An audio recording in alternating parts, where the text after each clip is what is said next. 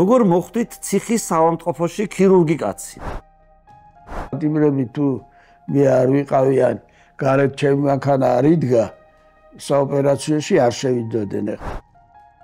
ხალ აქ ჩაიტყავდნენ, ხალ მუცელში ჩაიტყავდნენ, რომ მოხვედრილი იყვნენ საავადმყოფოში და 64 იყო იმ პირობებთან შედარებით. ბევრი ჭორმართალი ლეგენდა დადის დურუ ხურცილავაზე.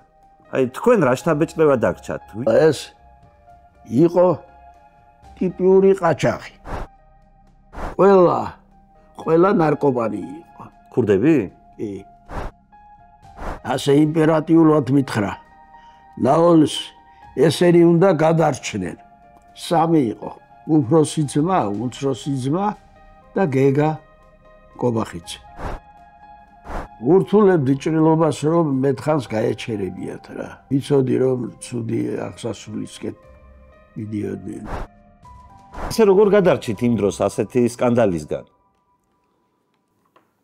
ედვარდმა დამიცვა.